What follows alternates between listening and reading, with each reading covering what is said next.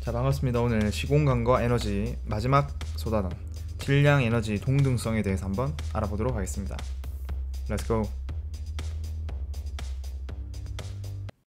제가 얼마 전에 이 체르노빌이라는 미드를 본 적이 있는데요, 여기에서 다루고 있는 내용이 바로 원자력 발전소 사고에 관한 내용이었죠. 2016년도까지만 해도 이 원자력 발전으로부터 얻어내는 전기 에너지는 석탄을 활용한 화력 발전 다음이었습니다. 이렇게 큰 비중을 차지하는 이 원자력 발전의 원리는 과연 무엇이었을까요? 자, 먼저 질량의 개념부터 시작을 해보죠. 물질의 고유한 양이었고요, 물체의 운동 상태와는 전혀 관계없이 변하지 않는 양이라고 생각해 왔습니다.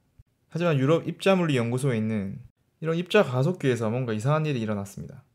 이 입자 가속기에서는 이 입자에 힘을 가해서 입자를 점점 빠르게 가속시키는 작용을 하는데요, 물체에 힘을 가해서 힘의 방향으로 이동시키면 입자에 해준 일이 되고, 이 입자에 해준 일은 운동 에너지의 변화로 나타났습니다. 운동 에너지 정리였죠.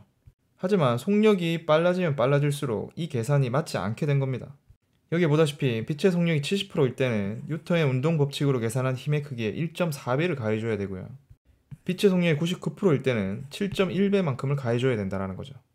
그럼 해준 일이 전부 다 운동 에너지로 전환되지 않았다는 걸 의미합니다. 이게 어떻게 된 일일까요? 자, 어떤 물체에 힘을 가해준다면 물체는 점점 빠르게 가속이 되겠죠. 그럼 이 힘을 계속 가하고 있는다면 속도는 계속 빨라질 것이고, 그럼 언젠가는 빛의 속도보다 더 빨라질 수 있을까요? 특수상대성 이론에서 이런 일은 일어나지 않습니다. 물체는 빛보다 빠를 수 없다라고 설명합니다. 이를 설명하는 과정이 물체가 빠르게 움직일수록 물체의 질량이 커진다고 설명을 하고 있죠. 즉, 빛의 속도 가까이 가게 되면 질량이 거의 무한대로 커지기 때문에 이 물체를 가속시킬 수가 없는 겁니다. 즉, 물체의 질량이 속도와 관계가 있다는 거죠. 그래서 속도가 0일 때 물체의 질량을 정지 질량이라고 표현하고요, 물체가 빠르면 빠를수록 질량이 커진다고 하는 것은 물체가 가지고 있던 운동 에너지가 질량으로 전환이 된다는 것을 의미를 하는 거죠. 반대로 질량이 에너지로 전환이 될 수 있다라고도 이야기하면서 이러한 관계를 질량 에너지 동등성이라고 이야기를 합니다. 즉, 질량이 없어지고 에너지가 생겨나거나 그 에너지가 질량으로 물질로도 바뀔 수 있다는 거죠. 이 정지 질량을 정확하게 표현하면 m에다가 제로 첨자를 붙이기도 하지만, 이 야구공의 정지 질량을 그냥 m이라고 표현했을 때 이 물체가 가지는 에너지는, 즉 이 질량을 전부 다 에너지로 바꿨을 때 얻을 수 있는 최대값은 이렇게 질량에다가 광속의 제곱을 곱한 값과 같다는 겁니다. 이게 바로 그 유명한 E는 mc의 제곱이라는 식이죠. 정지 질량이 들어갔기 때문에 이 에너지를 정지 에너지라고도 이야기를 하고요, 만약에 이제 물체가 움직이게 되면은 이 정지 에너지에다가 운동 에너지까지 더해지겠죠. 이렇게 서로 전환이 일어나더라도 전체 총 에너지는 항상 보존이 됩니다. 에너지 보존은 항상 대전제가 되는 법칙이죠. 그럼 이 질량이 에너지가 되는 과정을 우리가 실제 볼 수 있는 곳이 있을까요? 첫 번째는 핵융합이 일어날 때 이걸 볼 수 있고요, 두 번째는 핵분열할 때 이걸 볼 수 있습니다. 지금 우리가 사용하고 있는 대부분의 원자력 발전소에서는 이 핵분열을 이용해서 발전을 하죠.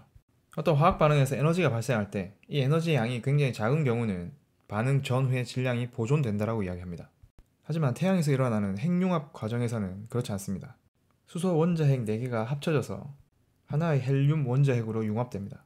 이때 질량 변화는 여기에서 이렇게 변화하고요, 여기 붙어있는 U는 원자의 질량을 나타내는 용어고요, 1U는 1.66 곱하기 10의 마이너스 27승 kg이 됩니다. 그럼 이 경우에는 전과 후의 질량 차이가 0.029U만큼 감소했고요, 이게 이제 에너지로 변환된다면 이 식에 대입을 해서 질량을 표현해주고요, C의 제곱을 곱해주면 이 양만큼 에너지가 이제 발생하게 되는 거죠.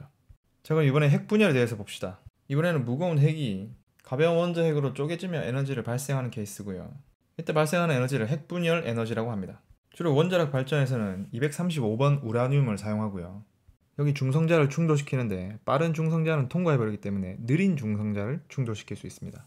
그럼 그 결과로 핵이 분열되어 바륨이라는 녀석과 크립톤이라는 원자핵으로 분열되고 중성자가 3개가 발생하죠. 자, 이때 나오는 3개의 중성자는 굉장히 빠른 속도의 중성자입니다. 그래서 이 녀석들이 다시 다른 우라늄 원자를 때리게 하기 위해서는 이 녀석들의 속도를 느리게 해줘야 되고요, 이때 감속제라는 재료를 사용해서 이 중성자들을 느리게 한 다음 다시 다른 우라늄 원자에 충돌시켜서 이 연쇄 반응을 일으키게 하는 겁니다. 그럼 이때 반응이 일어날 때마다 질량이 줄어들면서 이만큼의 에너지가 발생되게 되는 거죠. 그래서 원자력 발전소에서는 이 에너지를 이제 안정적으로 발생시켜서 이때 열 에너지로 물을 끓여서 터빈을 돌리고 전기 에너지를 생산하게 되는 겁니다. 그래서 보통 원자력 발전소의 일반적인 구조를 보면 이렇게 되어 있고요. 여기 보면 원자로에서 이제 핵분열이 발생하게 됩니다. 그래서 이때 발생한 이 열을 이용해서 증기를 발생시켜서 터빈을 돌리게 되는 거죠. 원자력 발전은 높은 에너지를 얻어낼 수 있지만 위험성이 크다는 이유로 전 세계적으로는 이걸 줄여나가는 추세에 있죠. 자, 이번 시간에는 질량과 에너지가 동등함을 이용한 여러 가지 현상들에 대해서 한번 살펴봤습니다. 수고했습니다.